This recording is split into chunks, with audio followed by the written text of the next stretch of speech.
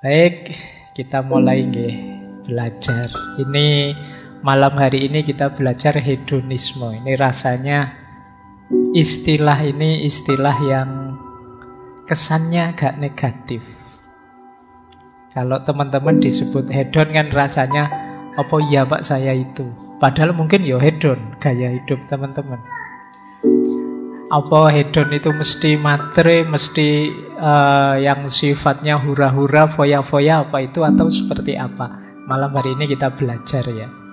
Bagaimana ideal yang diinginkan dari gaya hidup hedon ini, yang dikenal kalau di filsafat namanya hedonisme. Baik, bismillah, kita mulai pelajaran kita. Ini pelajaran beneran. Mungkin ada yang mahasiswa baru ya, kita latihan kuliah. Bismillah, kita mulai. Hedon itu secara umum biasanya didefinisikan pandangan bahwa hidup ini untuk senang-senang.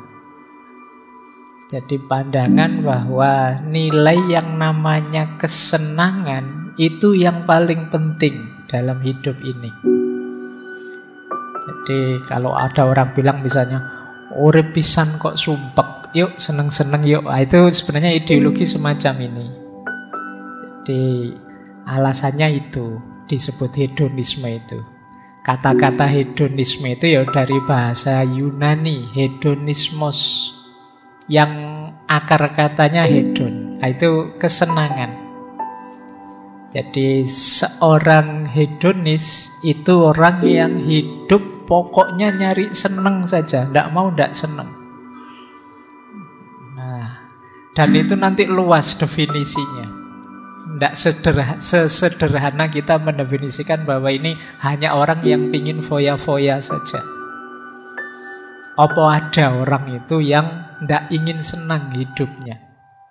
Pak, saya pingin hidup nyari susah. Kata ya tidak ada. Secara fitri orang itu ya nyari, ingin hidup itu senang. Hanya saja nanti definisinya tentang senang, jangkauan kesenangan yang dia inginkan mungkin beda.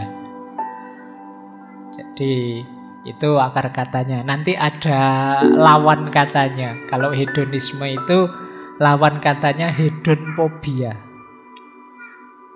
Hedonfobia itu kebalikannya anak-anak hedon ini. Kalau hedonfobia itu orang yang takut dengan kesenangan. Mungkin ada ya orang yang kalau pas seneng-seneng dia malah khawatir. Wah, ini aku lagi seneng ini, biasanya sebentar lagi susah ini, karena hidup ini muter. Jadi dia tidak bisa menikmati. Waktunya bahagia dia malah sedih.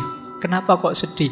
Pak, setelah bahagia itu kan biasanya kesedihan, Pak. Jadi saya tidak terlalu bisa menikmati seneng-seneng ini, karena pasti nanti hasil akhirnya ya nanti sedih lagi. Yang lain ketawa dia nangis. Atau kalau ada teman-temanmu ketawa, wah kamu ketawanya keras sekali, ingat-ingat saja nanti sebentar lagi mesti nangis. Nah, ada kan yang pakai teori itu. Ini jenis hedonfobia. Atau ada orang yang memang tidak bisa ngalami seneng. Namanya anhedonia. Anhedonia itu orang yang tidak bisa seneng. Dia tidak peka terhadap kesenangan. Jadi misalnya, sampean itu juara loh, mbok seneng tuh. Oh iya toh, juara itu harus seneng ya. Itu anhedon namanya. Jadi orang yang tidak bisa ngalami seneng. Nah, ya mungkin pakai bahasa agama, mungkin orang yang sulit bersyukurnya. Hari ini mungkin banyak juga orang yang tipe-tipe anhedon ini. Jadi hidupnya isinya tiap hari mengeluh saja. Dapat kenikmatan apapun dia sambat. Ah, ini kenikmatan tidak hakiki. Ah, ini duniawi saja. Ah, ini sementara saja. Ah, ini pokoknya sambat terus. Jadi membaca hidup ini dari sudut negatif. Kebalikan ekstrimnya yang hedon. Kalau yang hedon ya moco urip iki pokoknya tujuannya seneng-seneng. Ngapain sih susah-susah? Ayo seneng sajalah. Ah, itu anak-anak hedon. Baik, jadi secara definisi itu kategorinya nanti ada dua.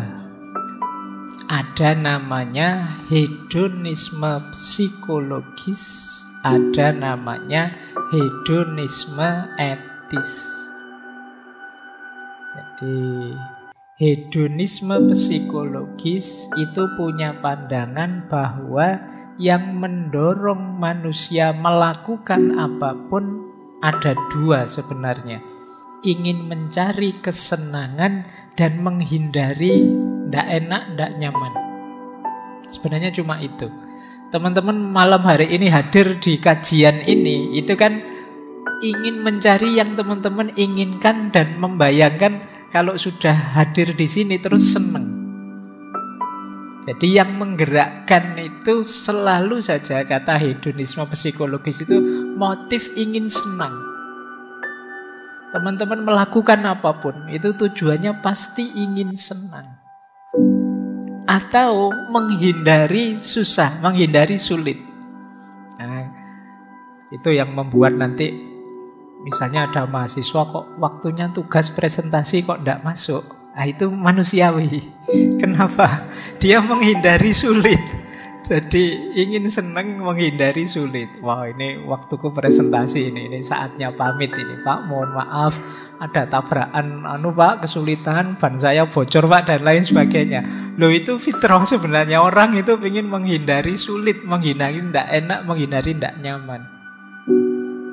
Wong masuk ke sini saja tadi mungkin rebutan, mungkin ada yang nyari sendenan, ada yang nyari sudut kira-kira nanti kalau selfie bisa pas, enak. Ada yang nyari macam-macam motifnya. Semuanya apa? Ingin seneng versi masing-masing. Jadi yang menggerakkan manusia, kata hedonisme psikologis itu motif ingin senang atau menghindari susah. Di segala levelnya. Jadi alasan bisa dibikin belakangan.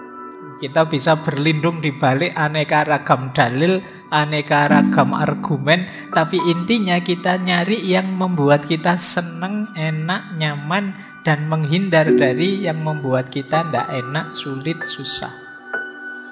Ini namanya hedonisme psikologis. Jadi secara psikologis manusia itu begitu. Jadi kalian nanti melakukan apapun itu pasti kalau dicermati target akhirnya adalah ingin senang. Apapun itu. Atau menghindari susah. Nah, yang kedua ada namanya hedonisme etis. Kalau hedonisme etis ini ya nanti jadinya etika, sistem moral. Kalau dalam hedonisme etis itu berarti pertimbangan baik buruknya sesuatu itu dilihat dari menyenangkan atau tidak. Makanya namanya hedonisme etis.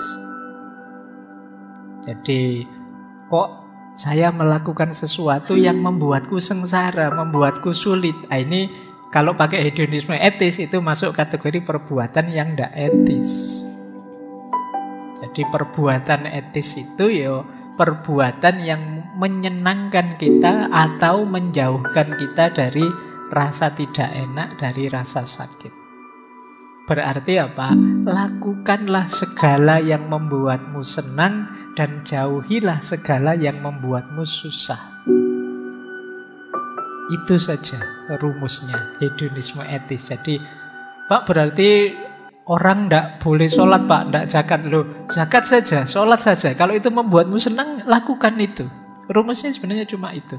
Pak, berarti kita ingin senang-senang sendiri Pak, tidak baik pada tetangga. Loh, kalau baik pada tetangga menyenangkanmu, ya lakukan saja.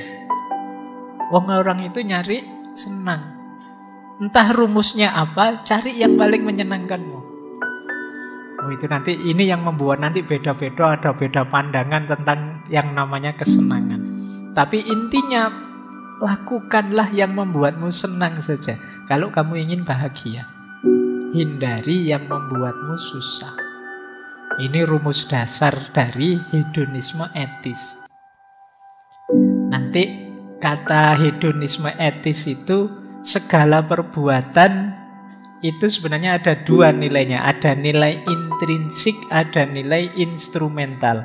Nilai intrinsik ini nilai yang hakiki. Kalau nilai instrumental ini alat saja untuk nilai yang hakiki tadi. Misalnya kata kelompok hedonik itu satu-satunya nilai yang intrinsik itu kesenangan. Sementara nilai yang lain itu instrumen. Jalan saja, alat saja untuk menuju kesenangan. Misalnya HP ini kan alat untuk saya senang. Ada banyak hal yang menyenangkan saya dari HP ini. Berarti nilai HP ini sebenarnya nilai instrumental. Nilai hakikinya apa? Kesenangan. Jadi nilai puncak itu kesenangan. Kita melakukan apapun ini punya nilai, tapi namanya nilai instrumental karena dia bukan tujuan finalnya. Tujuan finalnya selalu saja kesenangan. Nah, kalian milih melakukan apa atau tidak melakukan apa, yang kalian lakukan itu hanya alatnya saja, instrumennya saja. Nilai akhirnya apa yang kalian kejar? Kesenangan. Semua orang mengejar kesenangan. Maka kalau ada konflik, kalau ada masalah, problem, itu biasanya ya tabrakan antar kesenangan. Yang satu senangnya kalau tidur lampunya mati, yang satu senangnya kalau tidur lampunya nyala. Kok ya terus nikah? Oh, itu kan ngeri itu. Tiap malam harus diskusi dulu, ini lampunya mati apa lampunya nyala. Terus diambil solusi, ya sudah, kalau yang suka tidur lampunya mati, tidur dulu lampunya dimatikan. Yang tidur sukanya lampunya nyala, tidur terakhir nanti lampunya dinyalakan. Atau sebaliknya, jadi tidurnya gentenan. Tapi sudah nikah kok tidurnya gentenan kan ya ndak enak. Nah, ini konflik antar kesenangan. Tapi ya memang puncaknya apapun ya orang nyari senang. Ndak bisa tidak. Kecuali orang yang ndak ngaku bahwa sebenarnya dia nyari senang. Kan banyak di antara kita yang gaya kalau dituduh Allah padune senengmu itu. Tapi kan kita biasanya berlindung di balik dalil, argumen, di balik ideal-ideal apa dan lain sebagainya. Jadi misalnya kemarin ada yang ketemu saya membahas tentang demo itu. Terus ngutip ngaji filsafat, Pak, mahasiswa itu kan ada tipe suka demo, ada tipe suka di perpus. Nah, demo maupun ke perpus itu instrumen. Hakikatnya apa? Dua-duanya mencari yang dia senang. Jadi yang ikut demo ya memang senang dengan demo. Yang ke perpus senang dengan ke perpus. Meskipun dua-duanya mungkin kalau ditanya ya dibungkus dengan aneka dalil, argumen. Kita itu kan agen sosial, Pak, maka kita harus turun itu. Ya waktunya jiwanya cocok dengan itu, senang. Yang ke perpus juga begitu loh. Kita punya tanggung jawab intelektual ini, Pak. Nanti ditanya oleh masyarakat ilmunya dan lain sebagainya. Tapi argumen ini hanya instrumennya. Hakikatnya apa? Kita senang atau tidak senang. Makanya pernah saya sampaikan itu kan, orang itu sebenarnya lebih banyak disetir oleh senang dan tidak senang dari dirinya dibandingkan benar salah atau baik buruk yang ada ideal di kepalanya. Saya senang dulu, nanti argumennya belakangan. Jadi saya mengidolakan PSS dulu, nah nanti alasannya belakangan. Meskipun bolak-balik kalah, tak carikan alasan biar kegemaranku ini terjustifikasi. Jadi ini yang dimaksud tadi ya, dasarnya orang hidup ya semua nyari senang. Jadi ini kategori namanya hedonisme etis. Jadi bermoral tidak, etis tidaknya sesuatu itu dilihat dari menyenangkan atau tidak, membawa kita jauh dari rasa sakit atau tidak. Ukurannya dua. Kenapa begitu? Karena hedonisme psikologis. Manusia itu segala tindakannya lebih sering terdorong oleh mencari kesenangan dan menjauh dari rasa sakit. Nah, ini dasar berpikirnya ini.